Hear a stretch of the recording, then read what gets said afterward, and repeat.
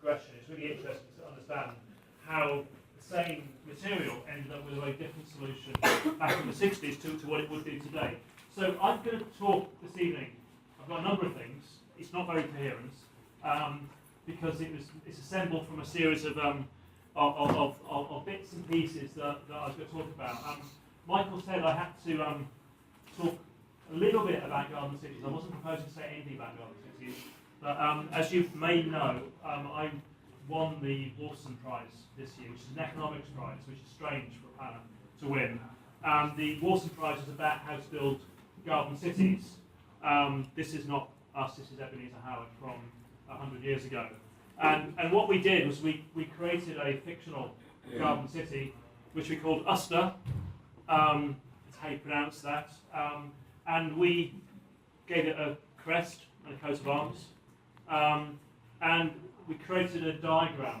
And basically, what we said was that you shouldn't build garden cities. What you should do is extend existing cities. And so you should take existing places which are popular, like Uster, which was actually based upon York.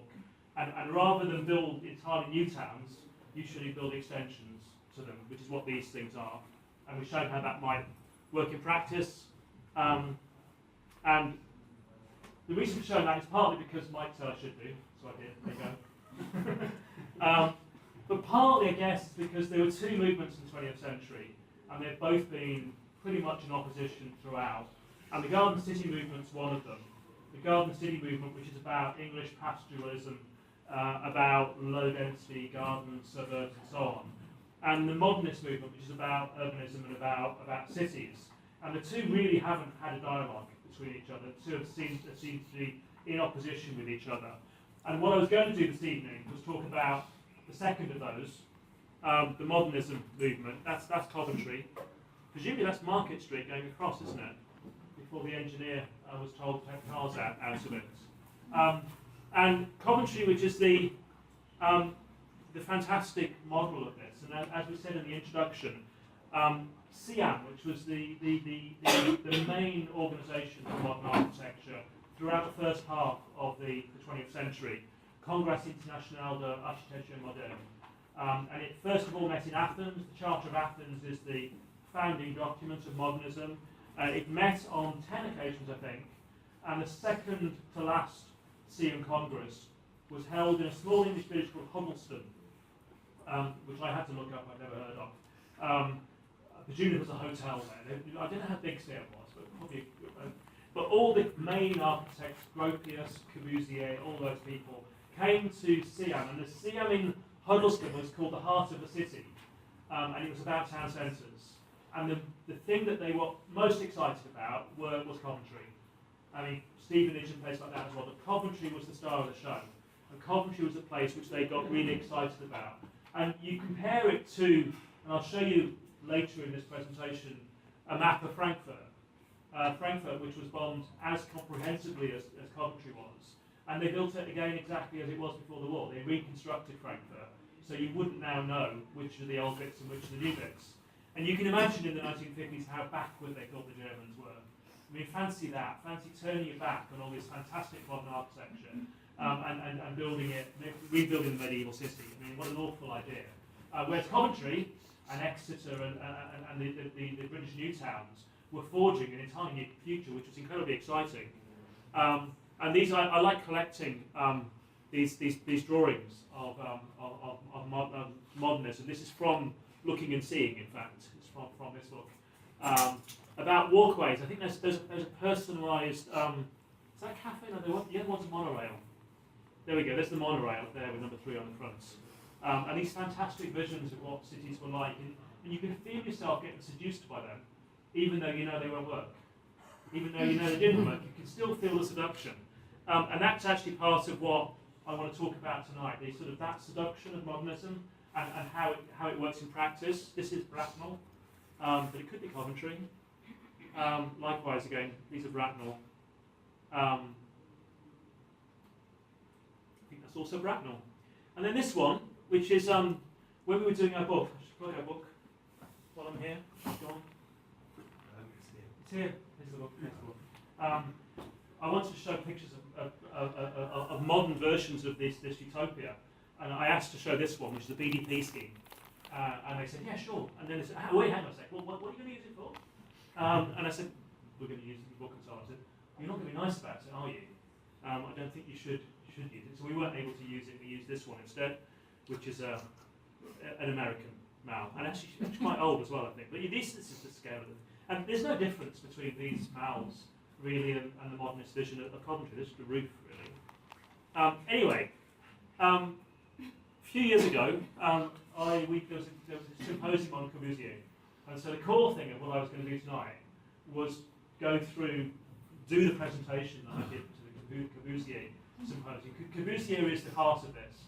Le Corbusier, the great modern architect of the 20th century, was a complete loony, is the soul of modernism. And so if you understand Corbusier, you understand what it was people were doing. And it started off, this is actually quite old, as you can see from the dates. I used to be a trustee of a gallery in Manchester called Cube, which was Manchester's Architecture Centre. And Graham Russell, who was the director there, back in 2001, did an exhibition called Manchester International. And what he did, the idea of the exhibition was really simple, was he went out he commissioned architectural photographers. So when an architect finished the building, they commissioned a photographer to go and take photographs of it when it's finished. And they always photograph to make them look really good. They always have blue skies, they always have bright sunshine, they always have happy people around the bottom and so on. And so what Graham did was get the same architectural photographers who photographed new buildings to go and photograph Manchester's modernist buildings. Now these are buildings, I don't know if you know Manchester, this is the Leach Road Walker building down on the River Irwell. And it's all pure white, and the black box is Leach Road Walker's own offices, which they designed. And people hate this building. People in Manchester have been going past it for years and thinking it's horrible. And actually, if you look at I couldn't find the other images, but the toe strap. Can you see the toe strap there? Toe strap. There's a book I noticed on this bookshelf somewhere of the toe strap. Just there, just by your ear. That little buff one there. I think. Yeah. So these are buildings that we've all been walking past and living with for years, and known as being horrible buildings, known as being rain-stained and dark and concrete and unpleasant and not pleasant places to be. And all of a sudden they're on the wall of the gallery, and we think they're actually quite beautiful. And that is very conflicted, because you think these buildings, actually, have I been misjudging them all these years? Are they actually much better than I thought they were? Or am I being fooled? Because the second thought, that you start to get an idea about what the architects were doing. They weren't creating bad buildings. They were creating buildings which they thought were good, but more than that, which everyone thought was good at the time. And then you say, hang on a second, they look a lot like the same buildings that have been presented to us in the AJ and other buildings today. So we're looking at buildings in modern architectural magazines which look exactly the same as these photographs. Are we being sold the same issues that we had before? And then you say, why are all the architects in this room so excited about these buildings? And you start to realise that architects are still a little bit in love with modernism. They won't say so openly. They'll keep it, to themselves. But actually, for an architect, a lot of this stuff is really exciting. It's architects being proper architects. So that's part of what we want to talk about. The question is, can it be good architecture if it doesn't actually work? This is Robin Hood Gardens in London, which has since been demolished. Demolished very recently, actually. Now, the thing is, this is by the Smithsons. Smithson's really good modernist architects. And actually, if you look at it, I'm going to say objectively, that's probably the wrong word. It's actually a beautiful piece of architecture. It's beautifully proportioned, it works beautifully. It's a very beautiful piece of architecture. Now, if this was a piece of sculpture, or a painting, or a novel, or a play, and it was challenging, we'd think that was great. We think you don't have to like it for it to be good if it's a piece of art. Actually, sometimes art which isn't particularly good and challenges you is actually more valuable for the point that it does that. The problem with architecture is you get stuck with it. That you may not actually like it, but it's going to be there for 60 years. And actually that begs some very important questions about architecture as art. Because it's taught as art. All you students here are being taught architecture as one of the arts. And you're taught about it in the same way as you would be if you'd been taught as a sculptor or as another form of creative. And actually, this is good architecture. It's a crap building. And I think there's an interesting debate to be had there. More so, this is the Barbican in London. Can architecture be good urbanism? Sorry, can architecture be good if it's bad urbanism?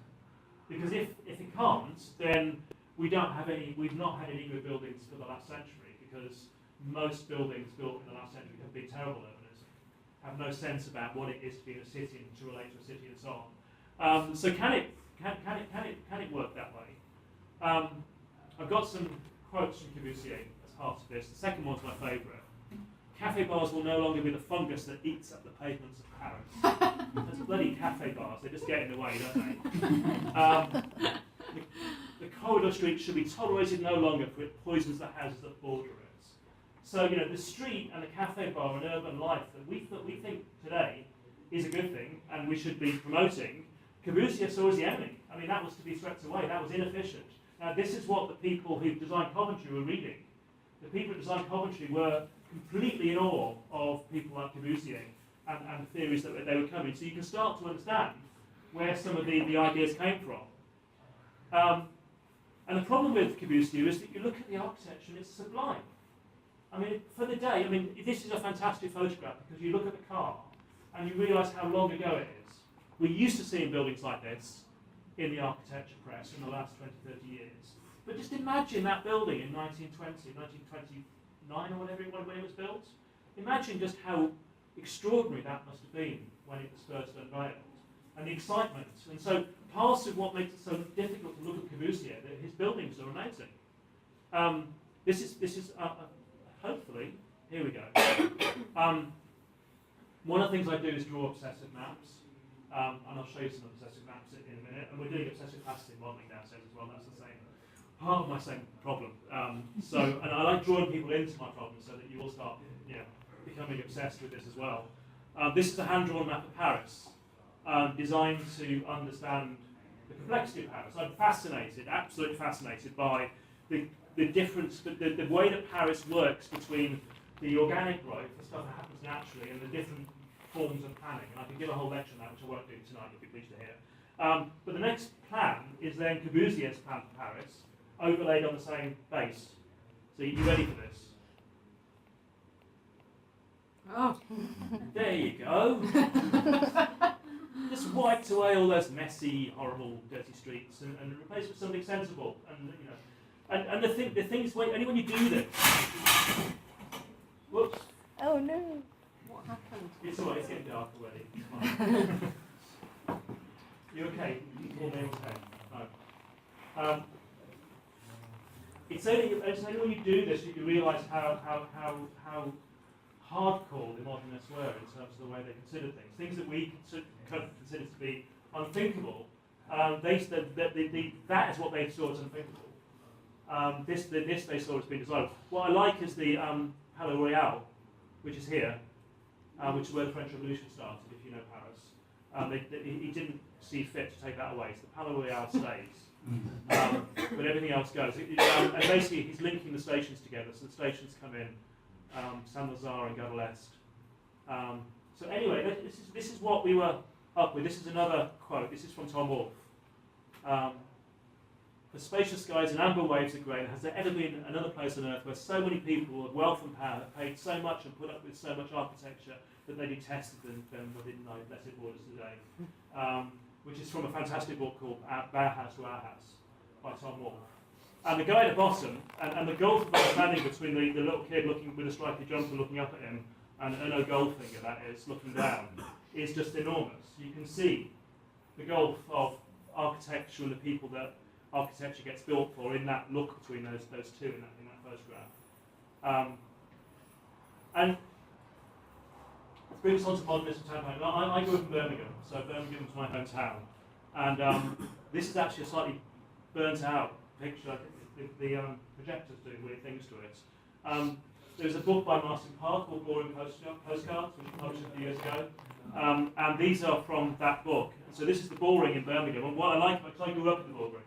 I grew up I was born in the 60s, and I grew up in the 70s when I remember it.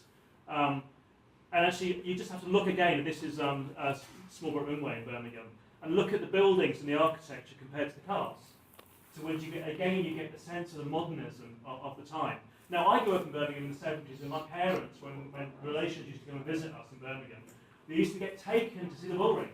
My parents were really proud of it, because Birmingham was a modern city and it was all changing and so on. And actually, you forget that actually it wasn't the fact that architecture imposing this stuff on an unwilling population. Actually, people really welcomed it, embraced it initially as the future. There's another postcard from my part of Preston bus station. And again, you look at the old Routemaster buses compared to the bus station, and you think that's extraordinary structure. Harlow Newstown. I mean, all these things. You realise that these things were celebrated when they were built. They were accepted. They were popular. They were the future. It was only when they started not working that they started to fall out of favour. So this is not a postcard. This is from a book which I found in our office library, which is published in 1959, which was right at the early time of modernism. And the picture is, you can see the terraces of Sheffield being swept away to be replaced by the future. So this is again from a quote from the time, which is from the Liverpool Housing Committee Chair, seeing high-rises being the future. Now the point about this stuff is that in Sheffield and in Liverpool and other places, modernism wasn't on the whole built for the middle classes. And this is where the rub lies, really. It was created by middle-class architects, but it was done for poor people.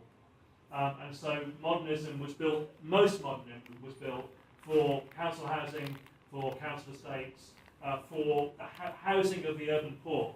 And the question, I guess, is whether it failed because of that, or whether it would have failed anyway, no matter who it was built for. Now this is interesting. Does anyone recognise this? You have to be of a certain age. There we go. People of a certain age remember this. When I was a kid, children's TV, children's BBC, there was a programme called Mary Mungo and Mitch. This makes the point that modernism was seen as being something for everybody. It's funny, I was back in Birmingham the other day. My mum's very ill at the moment. We went to see her in hospital, and we drove past a park on Fox Hollies Road in Birmingham, and there's a Henry Moore sculpture in front of it, and there are 3 slab blocks in the back, and there's a piece of grass with tennis courts, and I used to play tennis with my mum on those tennis courts. And my memory is a sort of sunny days, looking like this, modern flats, playing tennis, modern sculpture and so on, a little bit sophisticated.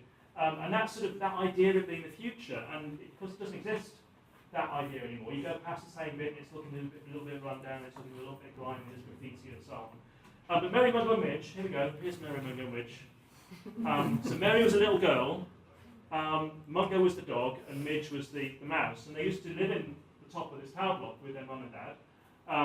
And they used to go up and down the lift, and the mouse used to press the lift button to go up and so on. It was lovely.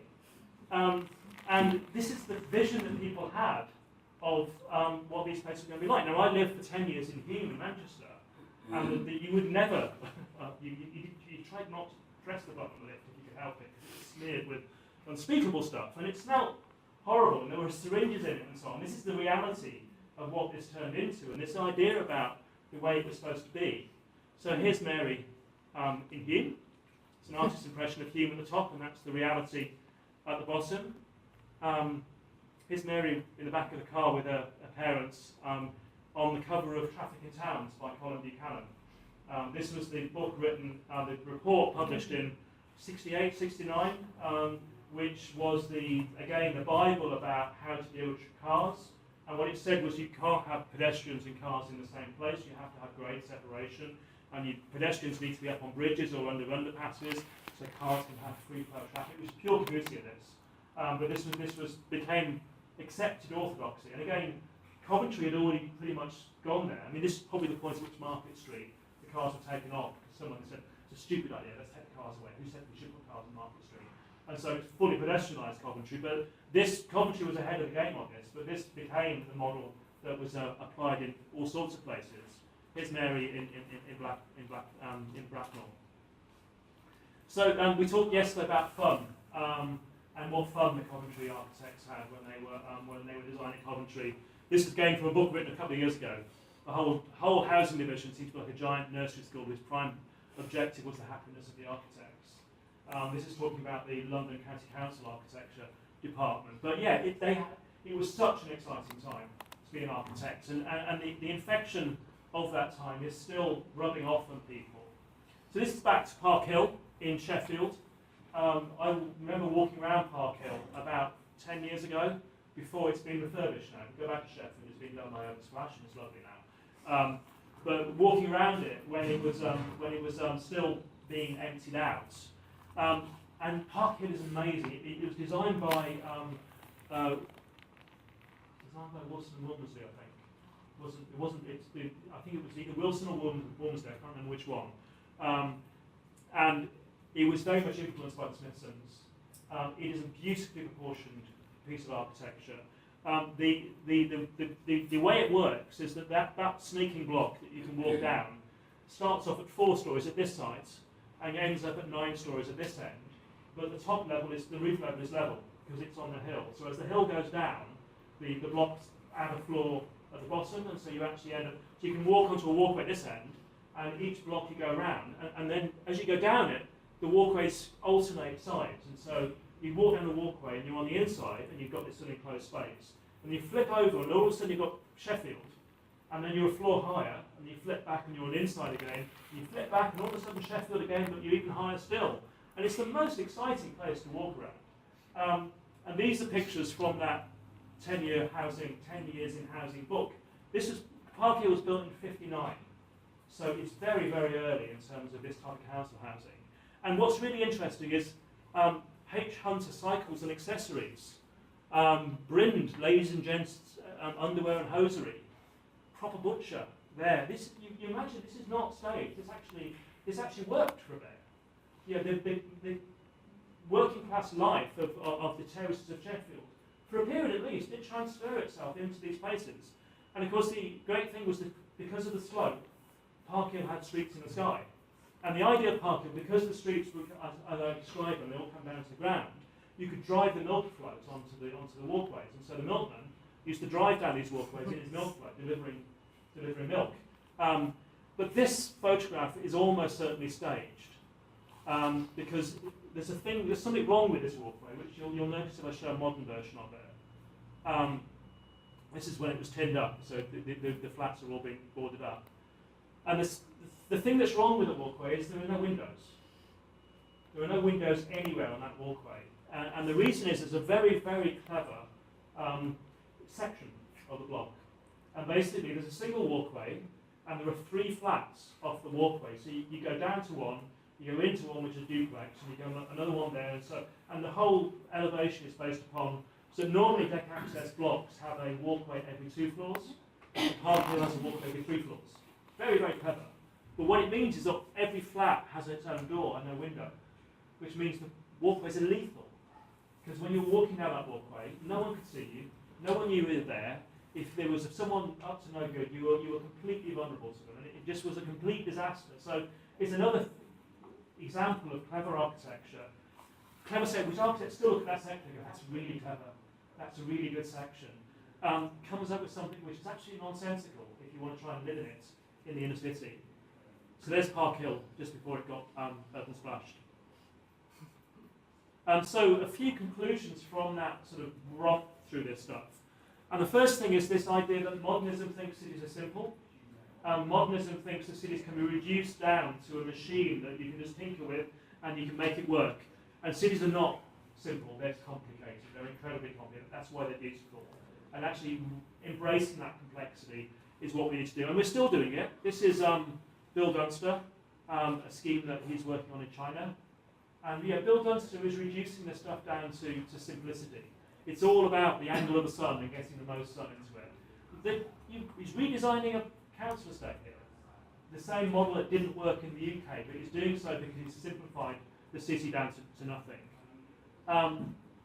Second is that this idea, and we were talking about this yesterday, that Coventry was revolution. Coventry was saying we're knocking it all down, and actually the stuff that the bombs didn't demolish, we'll knock that down as well. And we'll start again. We'll start the stretch. We'll be revolutionary in this place. And I was talking yesterday to say that the best cities are actually evolutionary. and the best cities grow slowly over time by increments. And the answer came back, well, you know, where is this? And actually, you know, my office in Manchester is in the Northern Quarter, which is a evolutionary bit of urbanism. It's a series of Victorian warehouses which changes one building at a time. And someone opens a bar, if you work, it closes down, another bar opens, and so on. It happens slowly, it happens gradually, and if mistakes are made, the mistakes are small ones and don't affect everyone. Whereas if you do this type of thing, and you make a mistake, you've made a massive mistake. And you've made a mistake which can't be rectified and can't be changed. And so, evolution rather than revolution, but modernism is all about revolution. And this idea of the architect as being the saviour and the hero, which is still very strong. Still when you've got Terry Farrell going around doing some Farrell Review, or the Urban Task Force before with Richard Rogers, this idea that all you really need is a good architect and you'll sort things out, you'll be fine.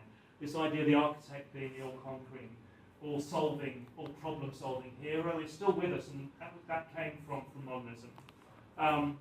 And this idea of ideology, it still happens. This is an Albert Speer master plan if you haven't worked it out. But this idea that, partly because of the Nazis, to be honest, and partly because of that slightly neoclassical stuff that the Nazis did, ever since any architect who strays away from modernism and starts to think about ornament and starts to think about more traditional forms is regarded as right-wing and is regarded as a sellout. And that still happens in architecture schools, this idea that you put a pitched roof on something and you're a traditionalist. There's a battle going on still, and you know, I was doing some work with Huddersfield Architecture School, and they said rather shamefacedly, we're seen as a regionalist school, which I didn't understand what regionalist meant. It means they do contextual work rooted in the architecture of the region. And it makes sense when you understand that the other word for modernism is the international movement. And so regionalism is the opposite of the international movement, the regionalism the opposite of modernism.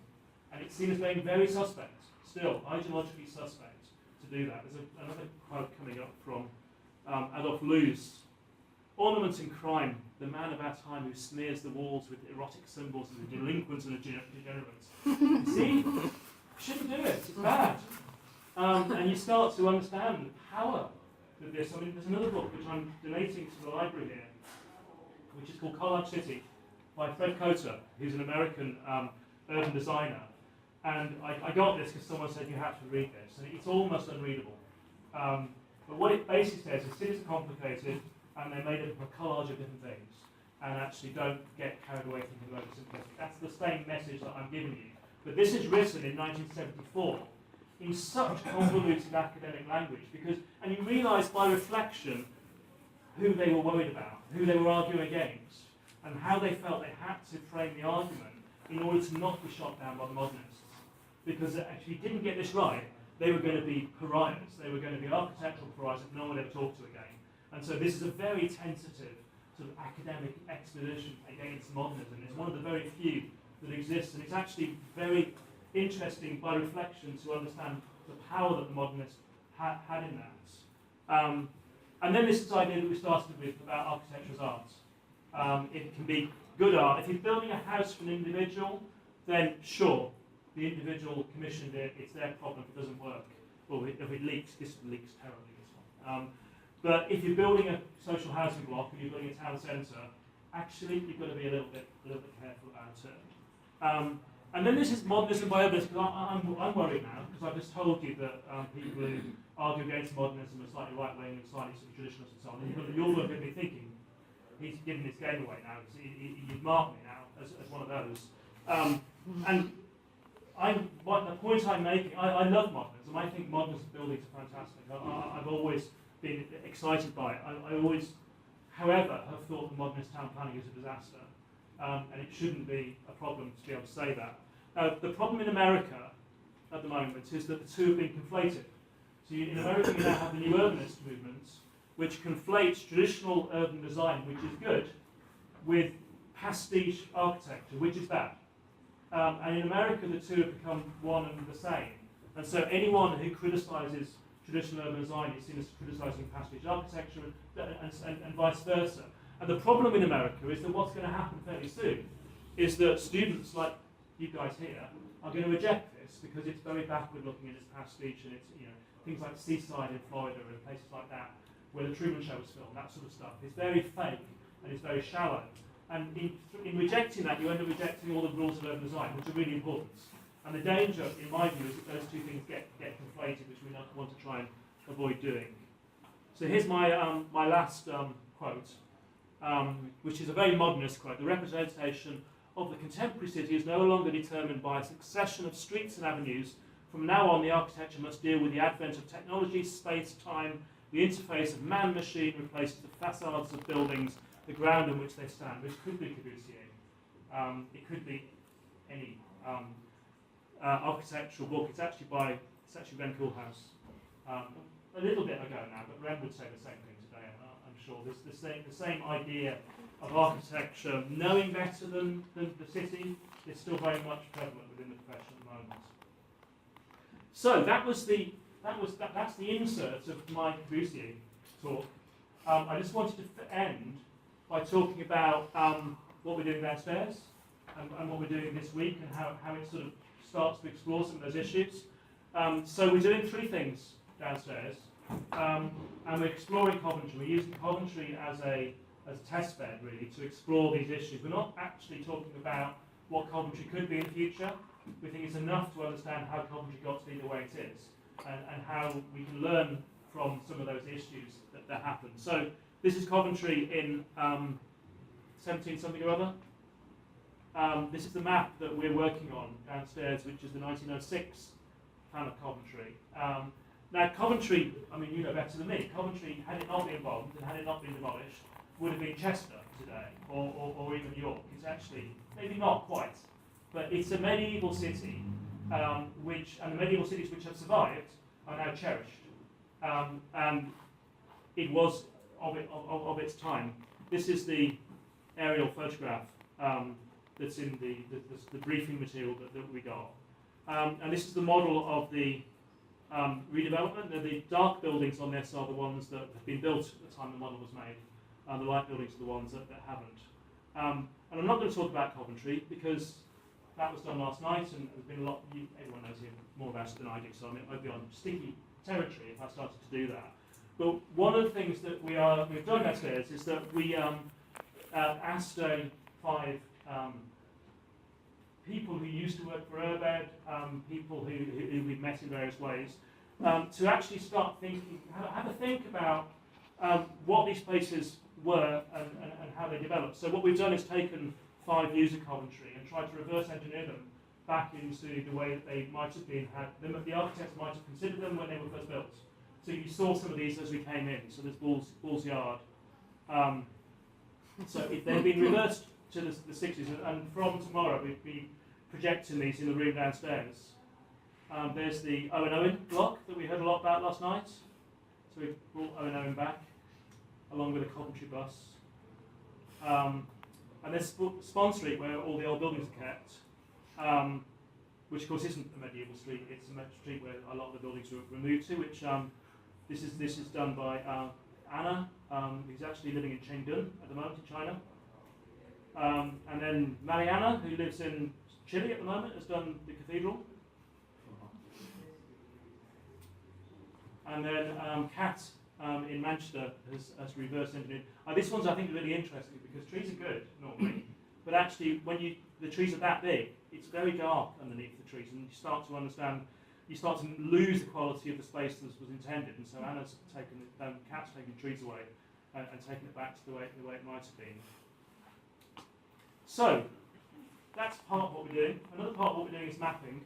Now, for Friday, we're going to, on the walls, we're going to have some of these maps. This is Coventry, and I talked about obsessive map drawing. This is the Coventry one. I'm wearing the Manchester one, you'll notice, at the moment. And just to compare this to some places, so this is a game for all the family, actually. You can recognise these.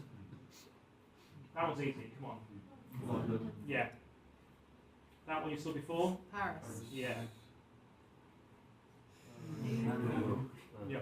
Now, remember, these are all the same scale as the Coventry map. These all cover exactly the same land area, so the scale is exactly the same. And you start to get a sense of the scale of the place. Anyone can get that one? No, it's Brasilia. Oscar Neymar. So, and then those are all, that's a bit unfair because those are all big capital cities. So the ones that are going to appear on the right-hand side are the ones that we're going to show on the walls downstairs, and they're cities more comparable to Coventry. Similar population. Remember, it's the same scale again, same population. Where's that? Venice. Venice. Bigger, much bigger place. Barcelona. Barcelona. Again, that's the same scale, that map. Now this is interesting, this is Frankfurt. The map's actually not centred because we're working Frankfurt and Offenbach, which is the city just off to the other side, so actually the map ended up not being the centre, but if I can do that. That's the centre of Frankfurt there, which is exactly the same size as the centre of Coventry, because that's the old city walls around Frankfurt.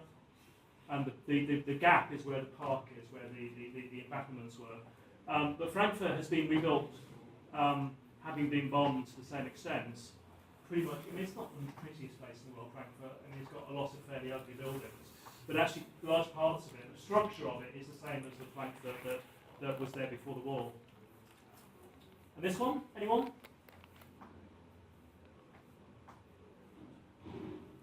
Just to show it could have been worse. This is an English town, 200,000 people. Huh? Milton Keynes, yeah. So, the idea downstairs is that we're going to model Coventry, slightly obsessively out past scene. This is one we did earlier, that Michael and I did in Manchester. So this is the whole of Manchester. This is 7 metres square, which is actually bigger than the map downstairs. But the map downstairs we're going to do slightly differently. So the idea of the Manchester one was that we modelled the existing stuff in the grey clay, and then we added possible future schemes, which actually that photograph doesn't have in, which were in a lighter orange. What we're going to do downstairs is that we're modelling the 1906 Coventry, and then we're going to take out the buildings that were destroyed in the war and demolished after, and then we're going to put the new buildings that were built onto the same model in a different colour clay. And we're going to gradually replace the light brown model you see downstairs with a dark grey model of the new Coventry. And so when we get to the end of Friday, the hope is that we'll have a largely grey model with the Coventry of today, with a few of the light brown buildings, which are the ones which are surviving from when Coventry was first built. So it's a way of exploring urban change. It's a way of exploring the complexity of that change and how the city has changed. So we'll be doing that over the next 3 days. In the hope that we finish on Friday, and we open here Friday evening, so you can come back. By all means, come along. A lot of you will be coming along. You already signed up. Anyone here else who's not signed up, if you want to come along and post a plasticine, you're more than welcome to do so. It's very satisfying, and it's a very good way of understanding a city. So that is my last slide. I'm going to end on a lovely perspective of Coventry, and open it up. Thank you very much.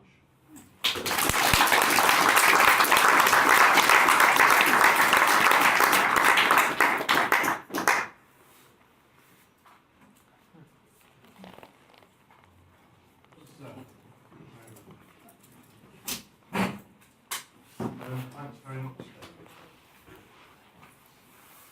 Would you like to sit down in the chair? I'm good. We're going to take a series from the nail bar over the road. Thank you. Yeah. Anyway, there we go. I get to get blinded by the thing. But no, I'm good over here. I can see people. Yeah. Do you want to sit down and do it? No, I'm good. Okay, well I'll sit down. I'll interrogate you from the corner. One of the things about City Arcadia is a bit of a plug. We feel that you could walk in at the end, at that end, and by the time you get to this end, you could have had a piercing, a tattoo. You could go to a strip club, have a pint. You can have your nails done, Botox. You can get waxed anywhere, apparently. You can buy a snake. You can go to a Chinese herbal and get a herbal remedy. You can get your shoes done. You can get some liver and onion and mashed potatoes to do at Pam's to do a very fine fish and chips. And you can get really slaughtered in body fuel because they sell a huge amount of alcohol. And you can come here and get cultured, and by the time you get to the end you look completely different, feel amazing, and have some theatre in absolute. Don't worry about Argos, you can do it online. But little plug for our for an amazing environment that we've arrived in. I digress. I do apologise. It's like candy poppies. Too much sugar. We'll take questions from the floor. Yes, sir. It is interesting that these tower blocks, which are so maligned and all the rest of it, yet when they rebuild them, they suddenly turn into European paradises. I mean, you showed Elliott Tower, for instance, which is now rebuilt with, I believe, penthouses on top of it. Was it just the way that they envisioned people living in them, or is it? Do you know the trick with Elliott Tower? Very simple. They said only people would be allocated to it if they wanted to live there. All they did, they said you have a choice. Because before people were just put there because they were told that was the next house on the list and that's your house now. And so people, there were a small number of people that loved it. And so they only allocated people that liked it, and therefore it became successful. It's about choice. It's about my computer's gone to sleep. But yeah, a lot of this stuff you build for the middle classes, and I don't know about yuppie towers, but you can make these things successful if people choose to live them. It's about, council housing was about lack of choice. It was also about lack of understanding about how people lived and safety and things like that. So in Hume, where I lived for many years, just putting a simple concierge on the ground floor of the tower transforms the safety of the place. You know, these streets in the sky, anyone could walk on them, and so they were open to anyone. Your personal territory stopped at your front door, and if you can extend your personal territory to include the whole tower, all of a sudden you've got a different proposition. So it's a lack of understanding about how those things work which causes problems. Yes, anyone else with a touchy hand? Yeah, sort of Yes, Nick. following on from that, the distinction that you make between good architecture and bad urbanism. I mean, by what sort of standards does something become good architecture if it's bad urbanism? I mean, how is it good if it kind of fails human use? You're asking back the question I just asked you. I was posing that as a question rather than necessarily positive in the answer. I mean, I think certainly the architecture students in the room will look at a Smithson building. I think that's fantastic. Is that true? Or has it moved on since then? I think a lot of architects will look at buildings by people like Smithson's and think that's done with incredible skill and flair, and it's beautifully proportioned, and actually it's very exciting as a space. So that's all true, but it still fails. How do you come to a conclusion about that? It's the unique situation that architecture's in that it has to actually, you know, when you read a review of a building in the Architect's Journal, it's not about whether this is going to work in 20 years' time. It's about how inspired the reviewer is about the building's experience there and then. It's all about that, and all those buildings I talked about were reviewed very well when they were first built. If the Sterling Prize had existed, they'd have been winning the Sterling Prize, and yet they didn't work. I mean, is this a naivety though about how, it comes back to the first point really, about how people did end up using these things? It was a kind of a naivety, maybe an oversimplification about how it was going to work that caused a problem, which obviously is part of the architecture, but it's not just the architect and the developing architects. Not just the architect. Probably this was an issue to do with housing departments and councils and everybody who kind of had this utopian view about how these things could work. This is all of that became the issue, didn't it? Yeah. Rather than just. When I think about Coventry, we could say Coventry doesn't work. I mean, part of the reason maybe that I think it's very nice, but one of the things I think that its biggest problem probably was more to do with the kind of broad change of its demographic, with lots of its industry as much as it was to do with its architecture or its urban planning. When things kind of started to move out of the city centre, when there was okay, but let's go back to the architecture before we stray off into that territory. I mean, I do lots of architectural crits, and what really irritates me is the use of the word programme. Now, don't tell me you don't do it, because I'm sure every architecture school does it. And so, for those who aren't architects, basically, architects do buildings And then they talk about the programme for that building, which is the activity that's going to take place within the building. It's incredibly condescending as an issue. So here's the building, and this is how people are going to behave in our building. And you do these crits, and the students will say, well, people are going to come in through this, and they're going to have conversations, and then they're going to meet these people here, and then they're going to go on to do this thing here. And I go, no, they're not. People are really unpredictable. They'll do all sorts of things. And your building's job is to actually be a receptacle for that uncertainty, not to design for how you think people are going to behave and live in those buildings, which is what I get. I mean, you'll say that programme doesn't mean that. That's how I read it. I wouldn't actually. I'd say that that's actually very often how it's been used. Yeah, it has become how it's used. It's certainly how architecture students use it. And that is the same problem that caused those streets in the sky to be built in Sheffield, because the people had this concept about how they would be used, which was fanciful. It was never going to happen that way. So I'm not getting at you. No, I'm not taking it personally. I'm not apologist for anybody. No, it's a good point, but I'm just, yeah, more sensing. And then architects will say, well, of course people didn't know how to live in the buildings. Which is not their problem. You're the one that designed the things. But, East Van Row used to come and rearrange all people's furniture because they laid out the buildings all wrong. And he wasn't setting off the architecture properly. This is the idea that the architecture is supreme and the people actually are subservient to it, which is a very modernist way of looking at these things. Wouldn't be taught nowadays, obviously. No. Of course not. It's interesting that in Coventry, the council stuff was looked on as being really sort of high-grade housing, and the privately built stuff was looked on as being, I've forgotten the exact word, speculative. And I've heard another architect say that we can't keep coming back to houses, ordinary two down or three down or whatever houses. Do you think, from what you said, almost against modernism, that we should go back to houses being built entirely? Well, that's part of it, but again, let's not fall into the trap of saying that we should be building. Tower blocks aren't just modern.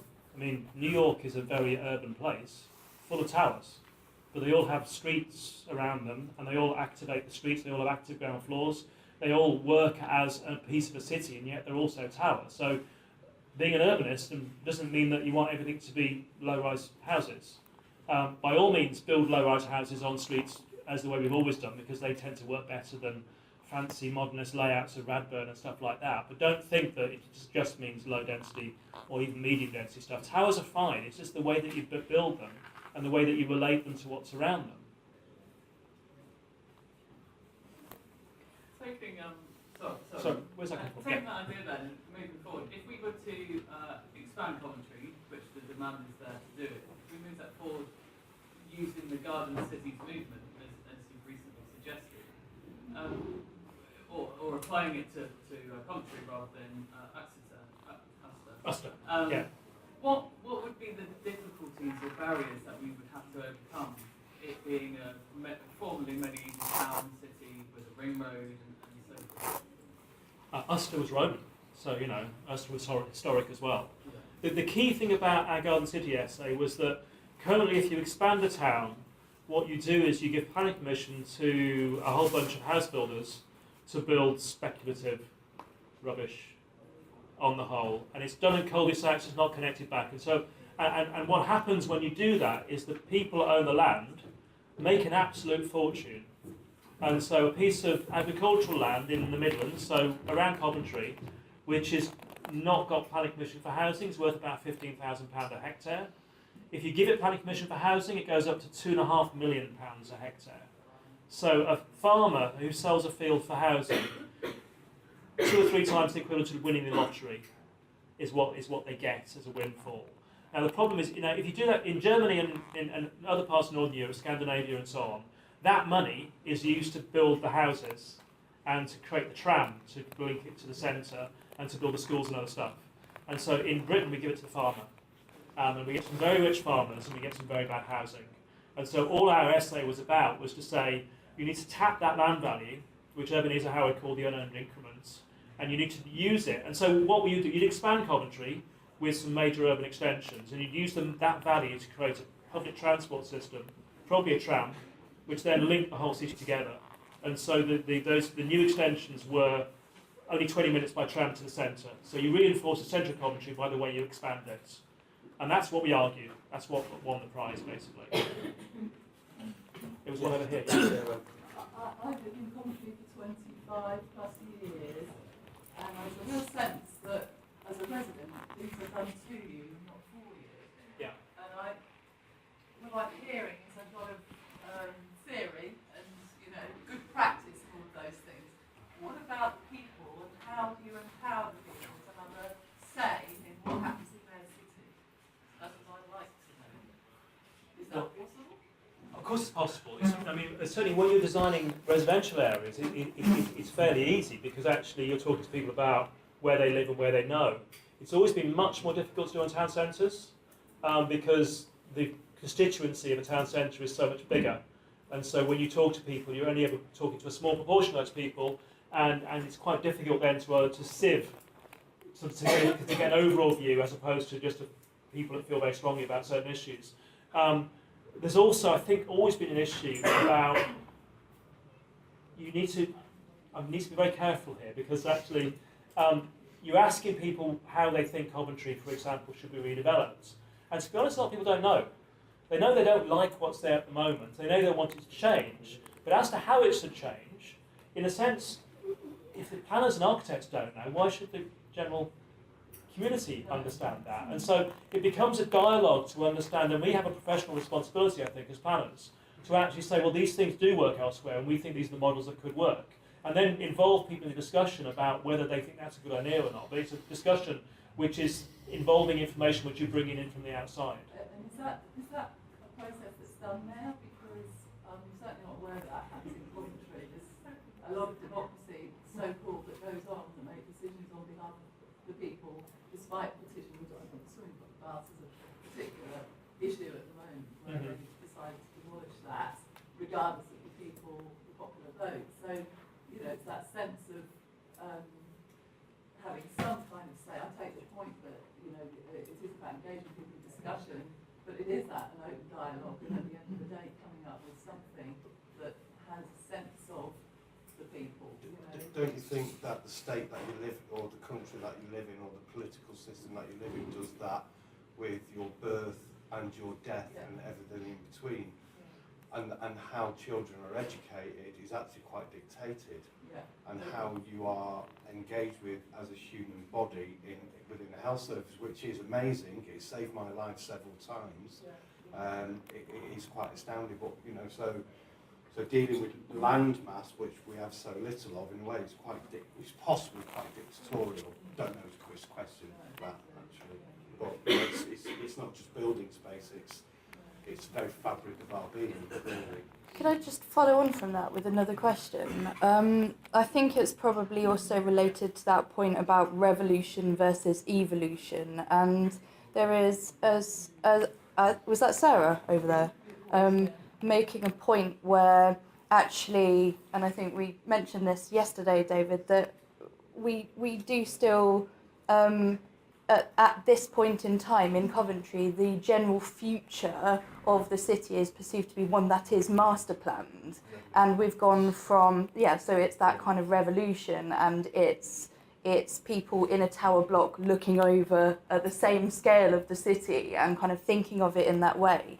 Now, the reason why I mentioned the Imagine Cities conference was because it was based in Folkestone around a triennial of contemporary art that is made for spaces and environments within the town centre, and a town that appears to be evolving in a very exciting way, not as something that is master planned, although that does seem to be following on now as a more specific means of communicating an overall plan for a place. Now something is happening, but actually a kind of catalytic model where artists and creative people and community matters have come together and created a kind of critical mass from which the town has grown and is growing its economy, and is therefore coming back now to a conversation about how that informs the future.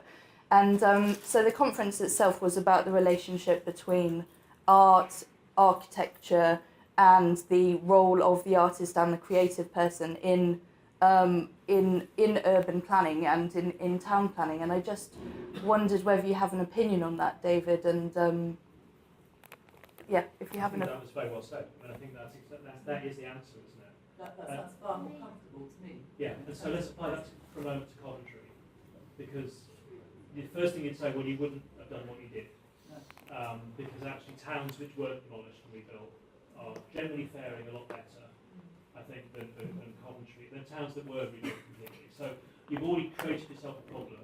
It's like you've had a rainforest, you chopped it down, you're trying to grow a new one, and it doesn't work that way, because actually you've lost all that diversity in Coventry.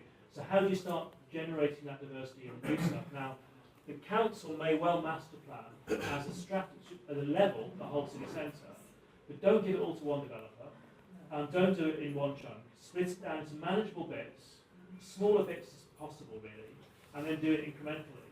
And that way, then you will make mistakes, but there'll be small ones, and actually they'll be cancelled out by other stuff. And so, reintroduce the diversity of stuff through the way it's redeveloped. We talked about City Arcadia and how diverse that is. That's probably the most diverse bit of Coventry there is, and yet the council talks about knocking it down. So this got them to IKEA. Cool. So that's the sort of decision that really doesn't shine. But that's also because IKEA are quite powerful economic within the city that we're in. Don't go there. And in a way, it's like one of the things about this project that I'm finding really exciting about is like learning how cities are built, and the evil thing that rises constantly is actually is who's going to buy the land and who's going to build what, and that, really is it about having a Wagamama here and a John Lewis rather than an extraordinary arcade.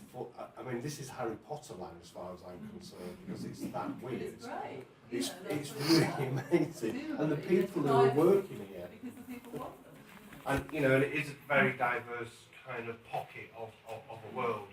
And one of the and also one of the things about making social spaces, I don't think we're very good as a culture at using social spaces in terms of Coventry works the way that it was built. It asks you to arrive, to go to work in a car, preferably, or you're a failure by the time you're 30 if you haven't got a car, according to Margaret, and who was Prime Minister here once.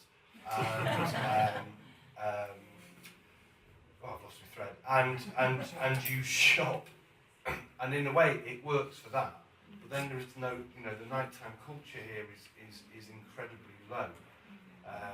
But it is an incredible environment to wander and to get lost. There's an incredible history here of Arcadia. It is an arcade, and I think in a way it's like we have to alter how we engage with these spaces that we're given.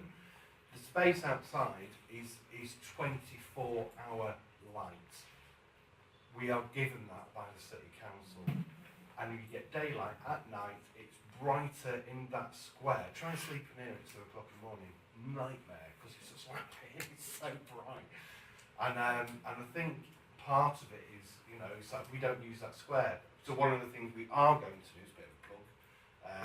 On the 1st of November, we are working with a 4th year student from Coventry University to build a 22-foot long table, and we are going to explore the idea of feeding 24 people on the opening of the Peace Festival, which is the 1st of November, and part of that is to look at what food is being made here, so and to look at the idea of internationalism within this kind of walled city that we're living in.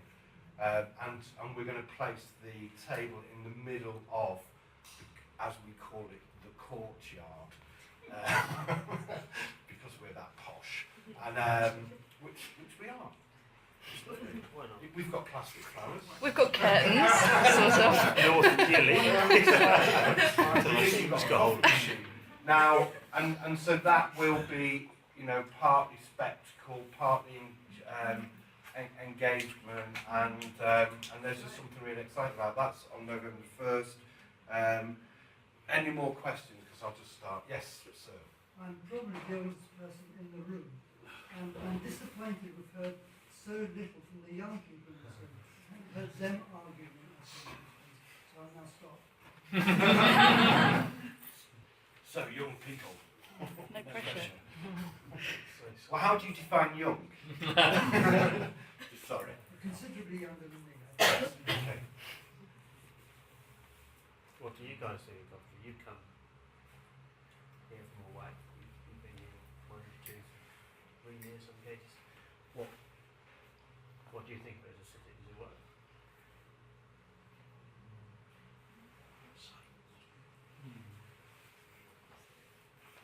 What's their thinking? So that you quite can't see the other person, but we've got questions. I'll take over because I'm an older person. So. You talked about the whole modernist movement in architecture that was obviously a big impact on Coventry. I think Coventry, having lived here for about 30 odd years, it feels like we're almost going through a phase where there's people in the city have actually started getting used and started using architecture. The problem in the last 10, 15 years, probably 20 years, is things are happening to that that it's difficult to change. The lower precincts are classic, where it gets its now roof and is converted into what retailers want as a shopping space. Campaigns to try and save some of the little bits of decoration that are actually throughout the city. Yeah. It's actually a very decorated modernist project. I don't new- wouldn't approve. Yeah, absolutely. But in terms of the city, it's the sort of thing you need to take into to see the tiling, to take the see the neon light bits, and things like the Friday development. It might be a good thing, but actually is what people need to reconnect the stations to the city. However, at the expense of demolishing what to me and a few other people is quite a nice sort of Jerry Anderson landscape of 1960s architecture around a listed station building, and it's going to be replaced with sort of the same tower, same sort of office blocks everybody else gets in the same format. And it is a bit of a shame that we start getting used to the city and then it changes as you said, possibly sometimes beyond our control or influence. So there's a risk that the best of what was produced gets lost along with this. Well, I mean, it's rush. salient that when I arrived in Manchester in '79, the refuge building, Manchester on Oxford Road, which is Alfred Waterhouse pile, massive thing, built in 1912, so quite late, was detested by with the city. The conservation officers were very sniffy about it because they saw it as being pastiche. And yet you look at it now, it's just a magnificent building. And actually, a lot of the 20th Century Society is actually now starting to campaign for a lot of the buildings. And you say that there's a big difference between good ones and bad ones. There are some very good 60s buildings which we should be cherishing. Was it Alan Bennett who said it takes 75 years for us to get used to a building? Yeah, well, it's true. It did. He did say that, didn't he? Yeah. I mean, just reverting it back to this contemporary music in 1913. I think the Rites of Spring by Stravinsky, and which was put together with a piece of ballet by Nijinsky, was one caused riots in the theatre in Paris, and two was absolutely kicked up and down the street as a very, very, very, very bad piece of work. But actually, it's arrived into, I don't know whether it's in your public consciousness, but it's arrived into actually one of the greatest pieces of music from that period of time.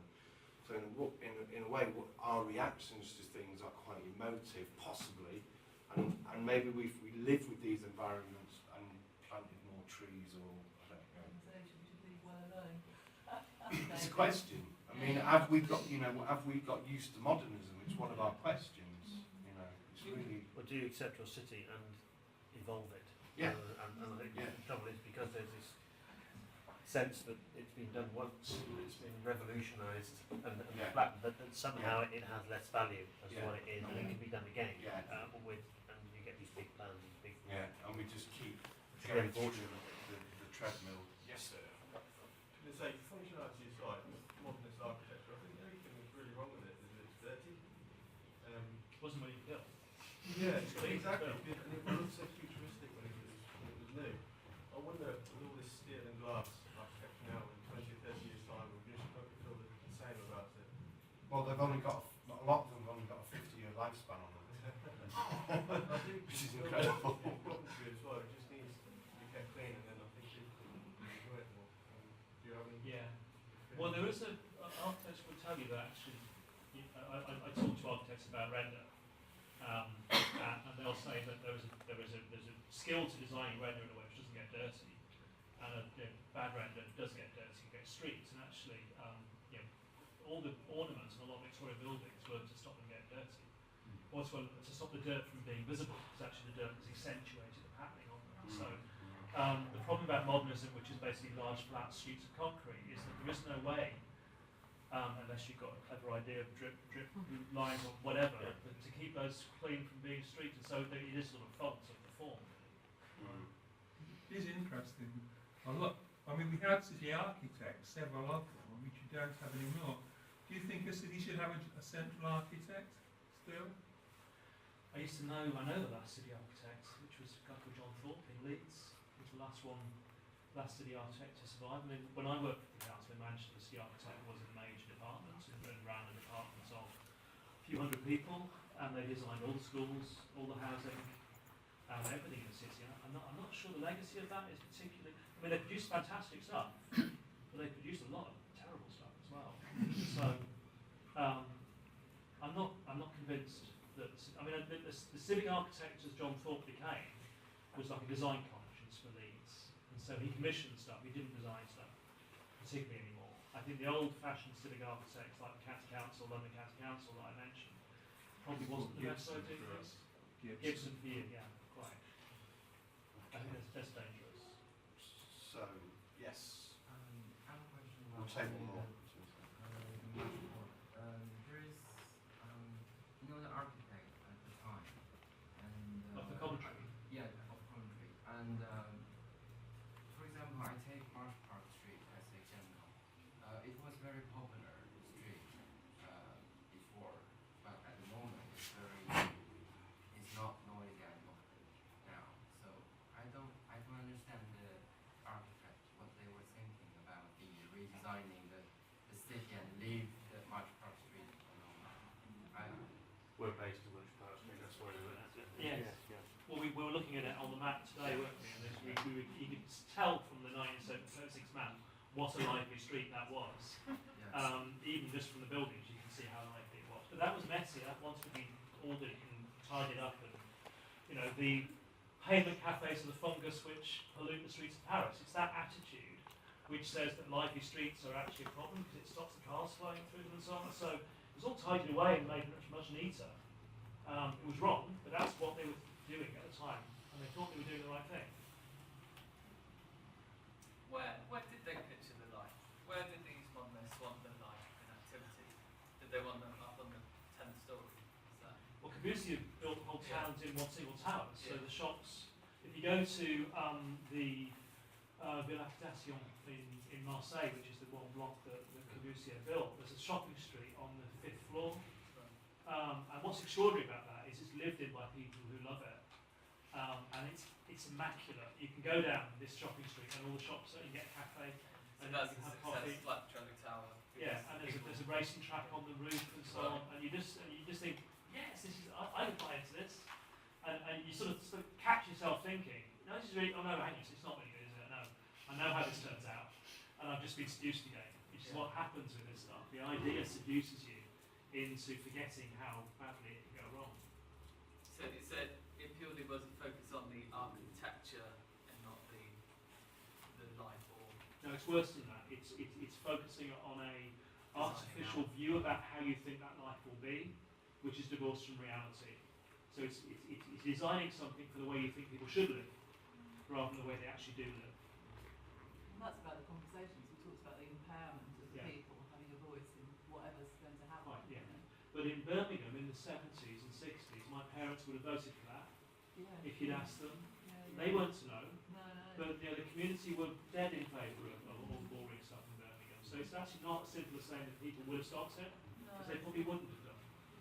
But a lot of the housing estates and things like the Peugeot site in Coventry, they've just put a load of houses up blank. They're faced in strange ways, outwards, inwards, all sorts. There's no community whatsoever, no community facilities, no shops, no schools, nothing. So how's that supposed to work? It's that kind of scenario where it's completely unfit for living. Yeah, indeed.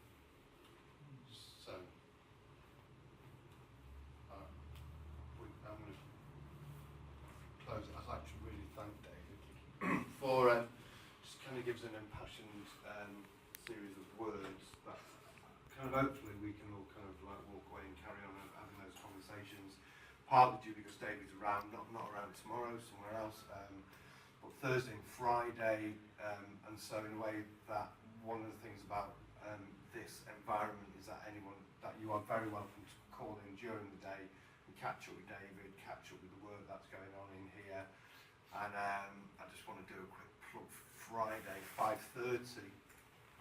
What we're doing at the moment is every 30 seconds an image is taken of the making of the plasticine's work downstairs. We're going to try and basically gather those and put them onto a computer and just show that development as we go along, and that we'll have some drinks and everyone will get together and have a lovely time. We then go from 7:30, 7:15 up to Drapers, and there is a screen print of kind of 1950s, 1960s glamour models set into brutalist architecture of Salford, and they're very, very giant women, and the buildings are really small. It's it's a collection of work by an artist called Sarah Hardacre, who's based in Manchester, and it's called You Smile First, and the story goes like this. There is a woman serving on an aircraft coffee. Would you like a coffee? Would you like a coffee? And the guy goes, why don't you smile? And she turned around and just went, you smile first. And the thing is that actually she was breaking her economic promise to her employers because she's meant to smile, and she just turned around and she went, you smile for 12 hours a day and see what you feel like. And so she's kind of looking at the use of the female form in relationship to a kind of very specific architectural practice, and the work's great actually, and we go up there, we've got a DJ on, and we have a bar, and the bar's got alcohol in it, and it's got coffee and tea and fruit juice, and they even serve ice with drinks. It's really fantastic. And the idea is that actually we kind of celebrate what we're doing here, but we're also kind of, it goes back to the thing of doing, of promoting nighttime culture in the city. And we all travel across the city together, which at one point might have been illegal. You can only travel no more than 10. So that's part of the project, that a mass of people travelling across the city somewhere else would kind of be partly a spectacle here. I'd like to thank everyone for coming, and do keep in touch with us at www.city-arcade.co.uk. Thank you very much. Absolutely.